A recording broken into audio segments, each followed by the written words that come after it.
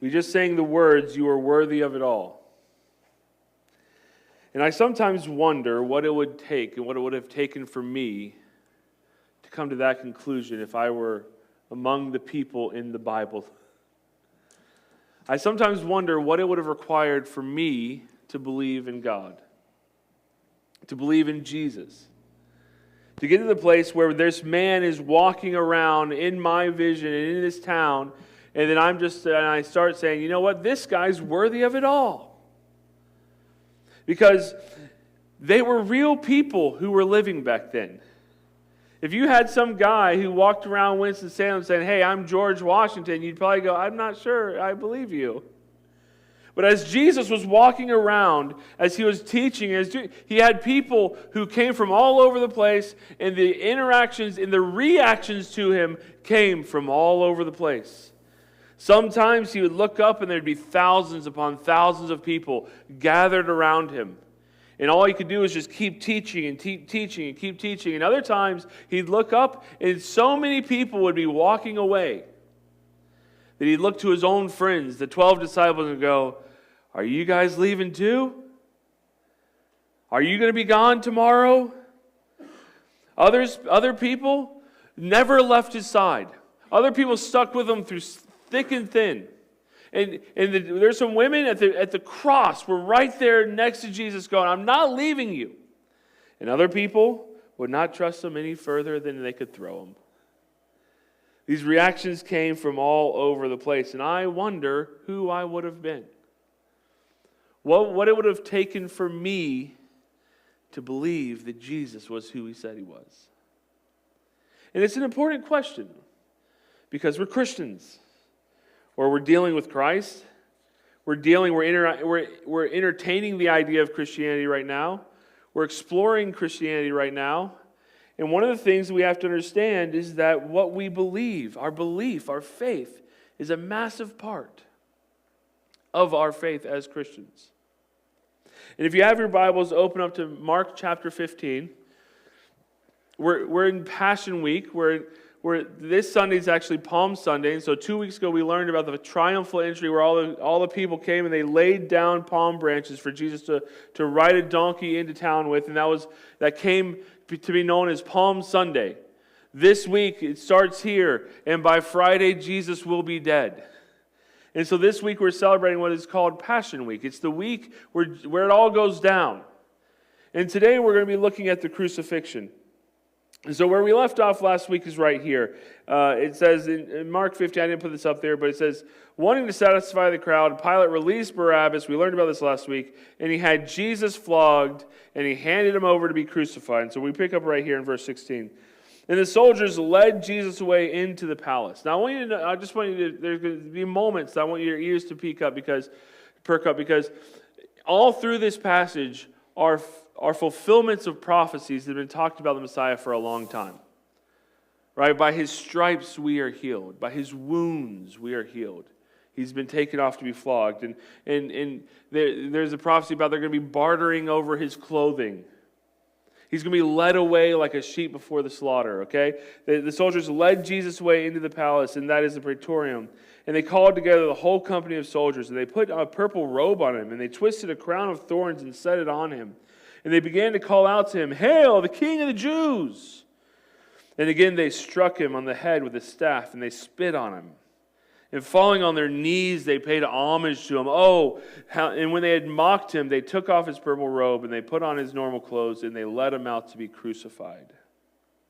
And a certain man from Cyrene, Simon, the father of Alexander and Rufus, he was passing by from the country, and they forced him to carry the cross. And they brought Jesus to the place called Golgotha, the name which means the place of the skull. And when they offered him wine mixed with myrrh, he did not take it. And they crucified him, and they divided up his clothes, and they cast lots to see who would get what. It was 9 a.m, and they crucified him, and above him was written, "The King of the Jews." And And they crucified 2 rebels there with them, one on his right, one on his left. And when they passed, and those who passed, they hurled insults at him. And they were shaking their heads at him. They were saying, so you're going to destroy the temple, and you're going to build it back in 3 days. Come on down from the cross and save yourself. And in the same way, the chief priests, they insulted him. And they mocked them among themselves. He said, he saves others, but he can't save himself. Let this Messiah, the King of Israel, come down from the cross, that we may see it and believe. What would it have taken to believe in Jesus? What is the burden of proof that you and I hold to believe in Jesus? Now, these people are asking the same question. Hey, Jesus, just come down from the cross, and then we'll believe in you. That's the burden of proof they put on there.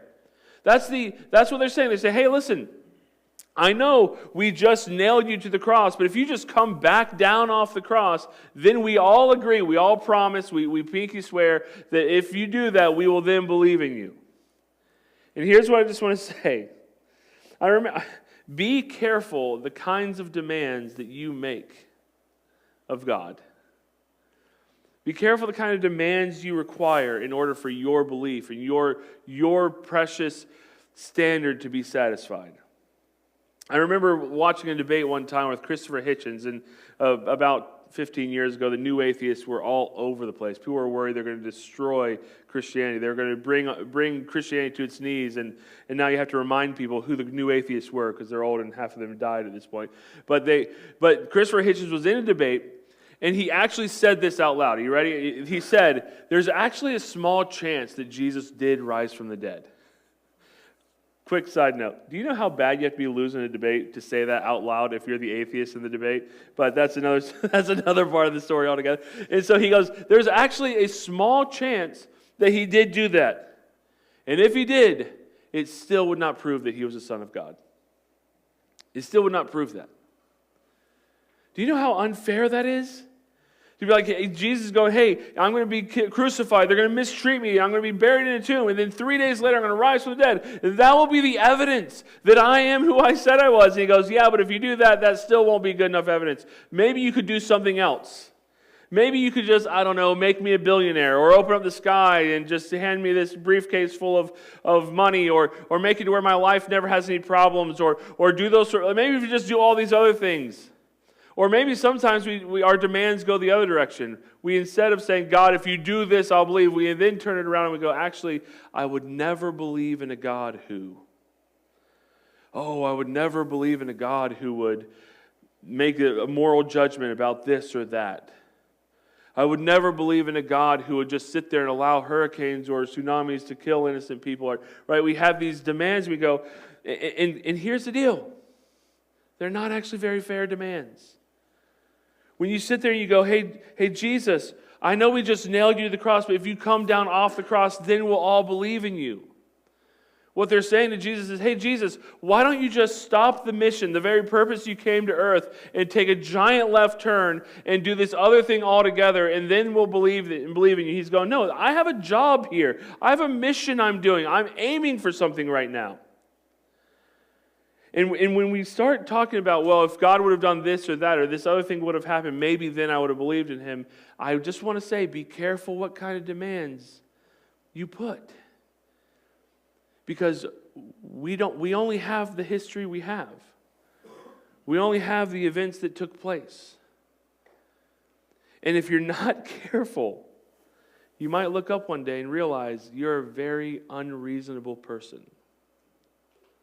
That no matter what God could do or no matter what Jesus could do, the burden of proof is never good enough. To where you're in a debate one day and you say, I don't care if Jesus even did raise from the dead. It's not good enough. And that's where these teachers are. That's where the people are today in our story. They're stuck in this moment where they're going, we know what's best.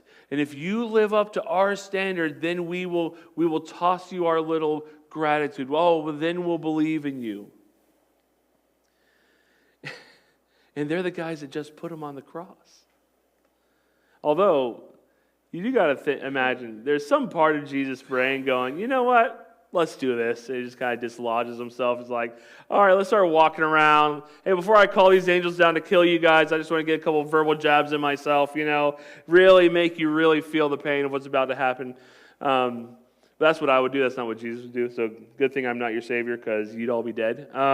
So in a lot of ways, good thing your faith is not built on me, because I can't even spell good. So I just... Wes and I found a book that my daughter wrote, and the spelling is just like crazy. I'm like, oh, man, she got that from me. Oh, no. I guess that's part of the 50% of my DNA when that's not good. I was kind of hoping my kids would get like my last name, but they got more of it. And here's how bad the mocking gets. Are you ready for this? This is where it gets just nuts. Then those who were crucified with Jesus heaped insults on him. Now, what we're about to read, it's almost like a parable. It's almost like God was like, hey, just in case this whole picture's not absurd enough, let me just paint the picture for you so you can see what's going on. There's going to be two great parables of like what you see happening that explains what's going on spiritually in the room. One is there's people hanging on a cross for sins they committed, for crimes they committed, looking at the innocent guy going, you great big dummy. How could you end up dying on a cross, you loser? And they're currently dying on a cross. And then the next thing is going to be the darkness. At noon, at the middle of the day, darkness is going to come over the whole land for 3 hours. And what God's saying is, you need to understand how blind you are in what you're choosing to do right now. Darkness in the Bible very often, almost always, stands for spiritual darkness. And have you ever been in that kind of darkness where it's like so dark you can't see your hand in front of your face? Like that sort of like blindfold darkness. When we were in middle school and high school, we'd go to have sleepovers. We'd have that, you go, get all the light out of the upstairs room, and you're like, all right, we're going to play hide and seek up here. And then we'd kind of rearrange. We'd put the clock somewhere else so you kind of disorient them so they don't know where they are. Like, that was how dark. It's like dark. This spiritual darkness. The darkness where you can't see what's going on. You can't see the eyes in front, the hands in front of their face. And God's going, that's what's happening now. You're all looking at the man who's going to save you. And you're saying, if only you would come off the cross, we would believe in you. But the only thing you and I need is for him to stay on the cross. That's the one thing we have to have happen. And even the teachers of the law are so spiritually blind that they don't understand. So they're going, please, come off the cross. Stop saving us, and then we will believe in you. But the great message of Christianity is that we should believe in Jesus because he stayed on the cross. And those who don't see it, those who don't get it, those who are looking at this picture and don't see how absurd it is, are living in spiritual blindness. The book of Jonah is a fascinating story. And the entire story, all the plot, all the structure of the story is a fight between God and one of his prophets. Where God says, I want you to go preach to the city Nineveh, full of these pagans that you hate and you don't care. They've mistreated your people for a long time. And his prophet says, no. That's the whole conflict. And the whole story about the whale and everything else, all that is because of this fight between God and one of his own prophets. And eventually Jonah goes, and eventually they respond to the story, and Jonah goes and sits on a hillside and looks down at the city, and he's mad at God. And the reason he's mad at God is because he goes, I knew you were going to forgive them. I knew you were going to have grace on them. And there's this fascinating story. It just ends like this. God comes to Jonah. They're looking down the city. He goes, that city Nineveh has 120,000 people that don't know their left hand from their right. They're spiritually blind. Should I not have love for that great city? And that's the end of the story. He doesn't wait for the answer. And what the cross shows us is that God not only thinks that he should have love for that spiritually blind city, but that he does have love for that great city. And when you and I walk into, like the great proverb, like a dog returning to its vomit, so we return to our foolishness, and we just sort of those moments of just spiritual blindness where we continue walking into the same problem, the same trouble, the same issue over and over and over again, and he just wants to scream, "Why? Why are you doing it?" It doesn't mean he doesn't love you. He went to the cross for you, knowing that would still keep happening. What the cross tells us is that there is no darkness too great that God would not plunge his Son into it. For me and for you. The teaching of the cross is that Christ submitted himself and took on even the position of a slave and died even on a cross. And he dropped himself to the lowest point. And because he did, his Father elevated him to the place above every name. And who is now worthy of it all because of the cross. That we have a God who came into the darkness and pulled us up into the light. That's the gospel. That's the gospel. And you and I, if we take a couple minutes and just think about it, we can think of times where we look back and we go, what was I even thinking? What was running through my mind when I was doing that? You may have been spiritually blind. But hear me, God loves you. And Jesus died for you. And he's not going to hold that against you forever if you come to him. And so there's spiritual darkness. There's darkness until 3 p.m, and Jesus cried out in a loud voice. He said, "Eloi, Eloi, lama sabachthani." And when those who were standing there heard it, they said, "Oh no, he's calling Elijah." And then someone ran and filled a sponge with wine vinegar, and they put it up on a staff, and they offered it to Jesus. And now they said, "Leave him alone. See if Elijah comes to take him down." But with a loud cry, he breathed his last. And the curtain is the fascinating part. The story kind of zooms out. It goes to a different scene. It says the curtain in the temple was torn in two from top to bottom. One of the great moments of the Bible where it says that God's dwelling place is no longer under lock and key. It's no longer hidden behind an enclosed space, but it's open to all. Anyone can come to God now because of this sacrifice. And when the centurion, when the Roman soldier, when the centurion who stood there in front of Jesus saw how he died, he said, "Surely this man was the Son of God." Now here's what's fascinating.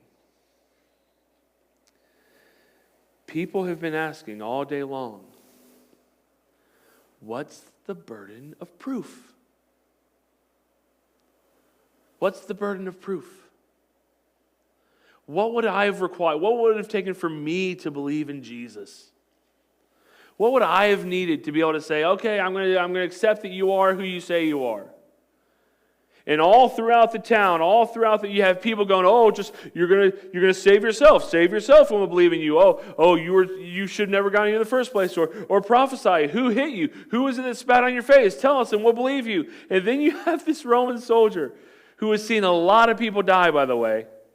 The Romans had such a great empire because they're pretty good at killing people. You know what I mean? Like that's kind of their like, if they're like, "Hey, what's your love language?" It's like stabbing other people. That's my love language. Like they know how people die. And it says, when he saw how this man died, he said, "Surely this man is the Son of God." The book of Mark starts with a bang. It says this: the beginning of the good news about Jesus Christ, the Messiah, the Son of God. And for the rest of the book, you have one person after the next, failing to understand who this Jesus guy is. Now the demons get him. They know who he is. They're perfectly clear who Jesus is, and they don't want anything to do with him. What do you want of me, Son of God? Get away from me. Don't destroy me. Oh my gosh, what are you doing here? And then you have all these people out here. They're trying to figure him out. And even in Peter's great confession, you are the Christ. You are the Messiah. He didn't even put these pieces together. And then when he dies, this Roman centurion, he's not even Jewish. It's like the first hint, like the first Christian message didn't even come from a Jewish person. It was a Gentile, a Roman centurion going, look, the Son of God. Because of how he died. Now here's what's amazing about the book of Mark. Jesus did a lot of amazing things. He walked on water. He fed 5,000. He did the transfiguration. He removed the veil of his humanity, and he just shined like an angel. He shined like a star, so that people would see his true beauty, his true glory. He did a lot of amazing things, but the single most impressive thing, the single most amazing, glorious, wonderful thing he did happened at the place of the skull when he died on the cross. And regardless of what you think you need, and regardless of what I think I need, the real burden of proof was, is this man willing to die for me or not? And the two people who were closest into that vortex of the cross were the two people who changed the fastest. There's a Roman centurion, but there's somebody else. Simon of Cyrene. Remember that part of the story? The guy that gets pulled out of the crowd and he has to carry the cross. Remember that? This is what it says. In verse 21, it says, a certain man from Cyrene, Simon, the father of Alexander and Rufus. Now here's what's interesting. You ready? This is one of those clues in the Bible that gives credibility to the Bible. I know it's the end of the sermon. You don't want me to get apologetic on you, but whatever. It's part of the end. It's my big landing, okay? Just stick with me, all right? And so there's no point to interrupt this story, like right when everything's getting good, to be like, and his kids are named Andrew and Isaac. Like, there's no point except for the fact that this book was probably written, the book of Mark was probably written to a church in Rome. Like, that was the first group that ever got it. And so why would they bring up Alexander and Rufus? Unless the people in the room knew those guys. And so in Romans chapter 16, which is the end of the book, and Paul's like going, hey, say hi to all these people. One of the people he says, I want you to say hi to, is Rufus, whom the Lord picked out to be his very own. And also his dear mother, who has been a mother to me also. This kid, Rufus, who's just showing up to Passover one day, saw his dad get pulled out of the crowd. You carry the cross. You walk behind this convicted felon. Is now a key leader in the church in Rome. Because his dad changed when he saw how Jesus died. When someone had to be crucified, this is what they'd say. They'd say, hey, the sentence is that this man shall be taken to the cross. And he goes to the soldier and he says, go, prepare the cross. And he goes and he prepares the cross. And then we also know that Jesus had to carry part of his cross. And so then they go, Simon, you carry the cross. And so the soldier and Simon go and they go with Jesus. And they're there for the jeers. They're there for the mocking. They're there for the cursing. They're there for the beating. They're there for everyone saying, oh, if you just do this, we'll believe you then. And they're there for all of it. And those who were closest into the vortex of the cross saw it the most clearly. That there's something about this guy. There's something about the way he's going to die. And it changed their lives forever. Because here's the dirty little secret about the cross. Are you ready? Here's the great twist ending of this whole passage of Scripture. This seems to be all about what will it take for me to believe in Jesus. Because that's what most of us think, isn't it? Most of us think, oh, I have to get this certain barrier of entry, and then if God proves himself this much, then I will believe, and I'll go, ha-ha, I've arrived. I've gotten to the place where I now believe in Jesus. We're basically asking the question, what will we make of Jesus Christ? But the dirty little secret of the cross is that there's a twist ending there. That really the question is, what is Jesus going to make of you? And once you get to the place where you finally wrestle those questions to the ground, where you finally go, okay, fine, yes, I believe in Jesus. I'm going to give my life to him, and I'm going to get baptized, and I'm going to give my life, I'm going to accept it, and I'm going to become a Christian. Once you do that, you realize that that's not the finish line, but the very beginning of what Jesus intends to do with your life. And once you get to the moment where you say, surely this man was the Son of God, there's no end to what he might do with you. You might look up one day and go, wow, I was just a kid going to Passover with my dad. Now I'm a key leader in the church in Rome. Or now I'm a worship leader. Or now I'm serving in kids ministries like I've never done before. And I'm doing these things I never thought I would do before. But that's because the question is not, what will you make of Jesus? But what Jesus will make of you. And as we come to see who Jesus Christ is, everything's about to change.